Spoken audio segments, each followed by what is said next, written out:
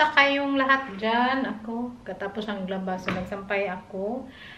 At pagkatapos ko nito, magpunta tayo sa Asian store. Sweet pa rin sabi sa akin na gusto niya magpagawa ng suman. Ang weather kasi dito very maulan, so hindi ako nakapunta doon sa Asian store. So today magpunta tayo, maganda din ang weather, so maglakad-lakad tayo. Kasi ako ba, nag-iba na talaga. Ano na ako, minsan na lang ako magbike, most of the time nakasakay ako kay Saki, tapos minsan na lang din ako nakakapag-walking. Pero ano kasi din, most of the time yung weather dito very maulan.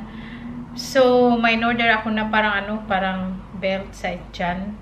So pag dumating yun, mag-start ako dito sa gym sa baba. Mag-gym tayo, kahit treadmill lang ba. Kasi alam nyo na may mga excess na. So samahan nyo ako today, mag-city tayo. Inom tayo ng orange juice, fresh orange juice. Matamis. Mura kasi yung ano dito, yung ikaw mura yung orange dito.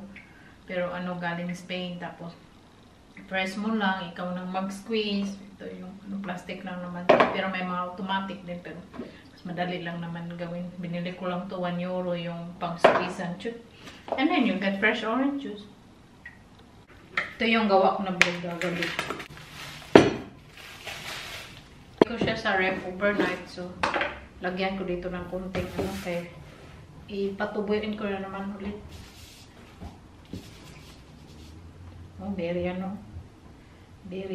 sticky. Lagay ko na lang dito.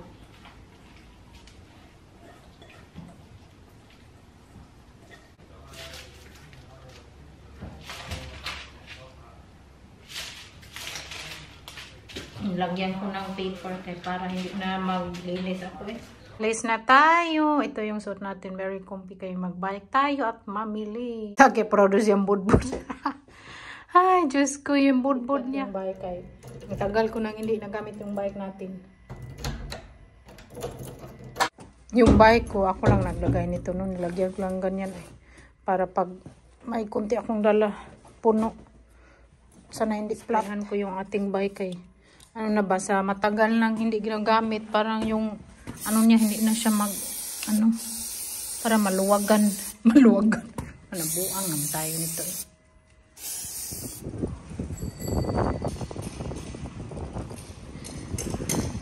Punta tayo dito African store kaya magbili ako ng garlic. Bili ako na to banana. Dito tayo, bili tayo ng fish. So nandito ako sa may isdaan. So ito yung pa-view natin, nagbili ako ng fish lang, walang chips. Mag-snack muna tayo kay gutom. Dapat hindi nila nilagay dyan yung parang signage nila. Okay, maanuhan yung view ba? Ganda pa naman ng building dyan. Ano yan siya, pharmacy. Yan na yellow. Init pa.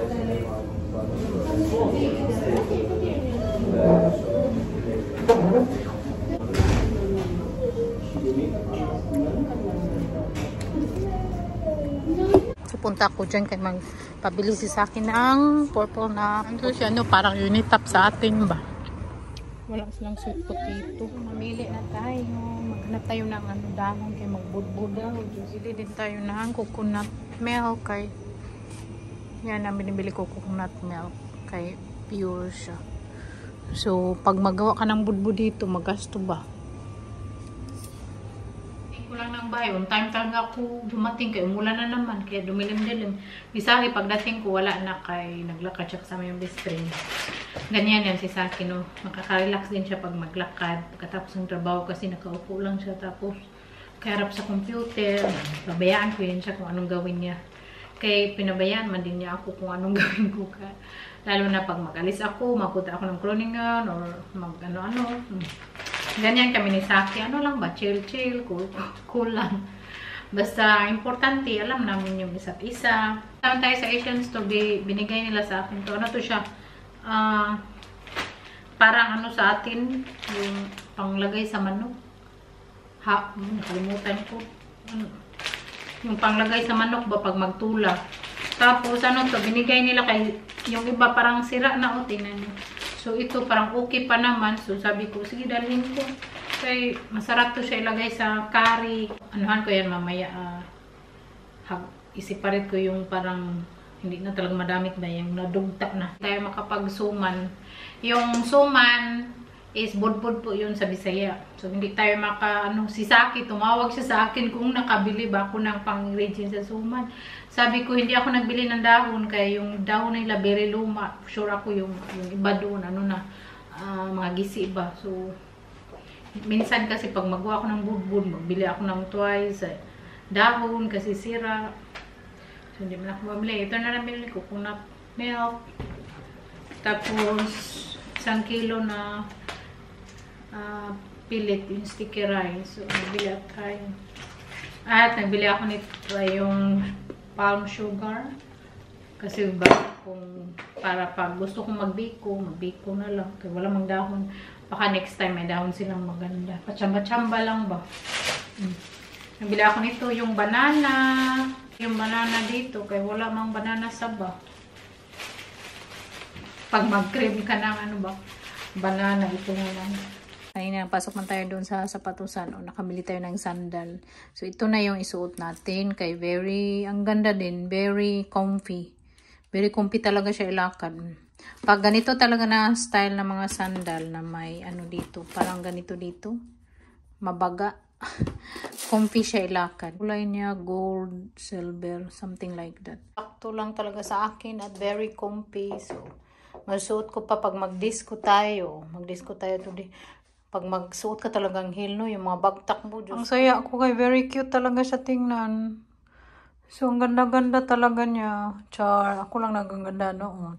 Pak. Pakita ko to kay Saki mamaya kay asya sa akin kung nakabili na ba ako ng sandal. Ating bread, oh. Lumobo ba? So, pinarehit ko muna yung oven natin. At, linisin ko ito. Okay, it's Tuesday. Tuesday, general cleaning ko ba? Kaya lang, si Saki, hindi man siya pumunta sa opisina.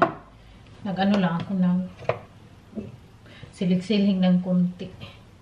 Kaya para hindi siya madisturbo. Hindi siya pumunta doon kay tinawagan niya baka hapon na hindi siya magpunta. Basta may chance talaga si Saki na hindi siya magpunta doon. Hindi talaga siya magpunta. Gusto siya na sa bahay, kaya lang hindi ako makapaglinis. Kaya minsan sabihin ko sa kanya, magpunta na lang siya sa opisina. Kaya din minsan lang tayo mag-invite ng tao kasi si Saki nandito man lagi. At ayaw ko din na ayaw ko ba palagi, hoy magpunta ka na doon, kasi ayaw na lang talaga magpunta doon. Minsan sinasabihan ko siya. Pero hindi din pabalik-balik kay yung mga Dutch. Ayaw nila yung ang isang salita ba balik-balikin bitaw. Pinakahit yan nila. Hindi ko alam sa iba. Pero kaya si Saki ayaw na yung mga salita na pabalik-balik. Gusto kong magawa ng chiffon cake. Dali lang naman yung chiffon cake, no? Kaya lang, hasulan ko is yung separate mo, i-beat yung egg white tsaka yung egg yolk. Yun lang.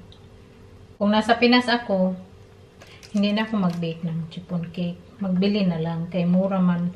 I think yung chiffon cake sa Pinas, 150 peso o 140. So, kung nasa Pinas kayo, bili na lang kayo. Hindi na mag-bake, no? Kaya minsan hassle na, hassle mag-bake. Dito, wala mang tindang chiffon cake. So, mag-bake talaga. Tapos, lagyan natin ng sugar. Pag magawa ka din yung maringi. Ganito yun. Madali lang naman pag may electric mixer ka. So, lagyan natin sa malaking bowl. Kaya i-beat na naman natin yung yellow.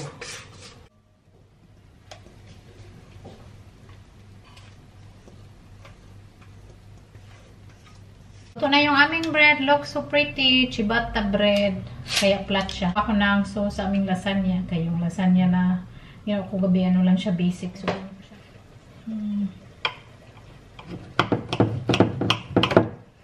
gutom yan si Saki. Kaya lakihan natin. Kaya itong homemade sauce natin. Damihan natin kaya. Kunti lang naman yung kainin. Gusto ko siya mataba. Hindi man siya magtaba. kahit anong pagkain ni sa akin, hindi tayo siya tataba kayo. Metabolism niya, very kusog. Kaya natin ang Amazon. Char. Rucola, masarap yan siya sa lasagna. Magkain muna kami yung aming homemade bread at homemade lasagna. Yummy, enjoy! I will give you some bread to dip with it. Yeah, I like to have some bread. Yung sauce natin is very tomato-y sauce, kaya yan ang gusto ni Saki.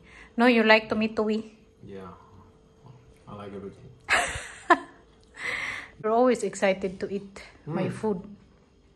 Well, who wouldn't like Italian food? Yeah. And homemade bread, oh my god. It's also Italian rich butter. Ciabatta is Italian. Yeah. So look at the texture of the bread. Oh, si Saki, kinuhaan ko siya. Oh, very soft and crunchy outside. Okay na. Kaya di siya makapagantay. Gutom. It's a kind of a, what we call breakbrood. You can just tear it, right? Yeah. So how is it? Yummy, no? Very nice. Yeah. Ciabatta. A Fresh. good combination, huh? Yeah. Bread and To dip it in lasagna. the sauce of the lasagna. Kaya nagantay siya sa brain ko. Oh, kalami. Kain na dong. Wow, my chiffon cake is so yummy na. Pero malapit na siyang maluto. So, you open the kerosene, please. My assistant. I was about to take a shower. Yeah. So, thank you. Lagyan natin. Masarap to sa ganito. Malamig na. Pero konti lang yung ano eh. Konti lang ang ating ilagay. Hindi ko i-bossing kaya gusto ko magawa ng cheesecake.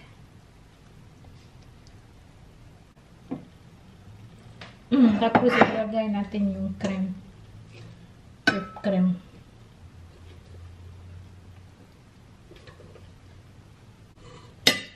Ito, mastik siya. Okay lang yan. O, diba? May cake na. Tapos yung natirang whipped cream, lagay na lang dito sa babaw. Agoy. Ganyan na lang. Yung natirang whipped cream kay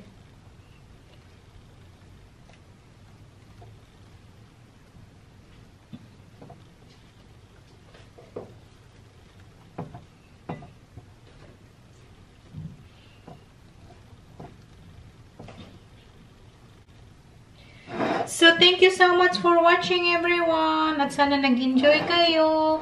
And see you again in my next video. We love you all for the always supporting us. Bye-bye.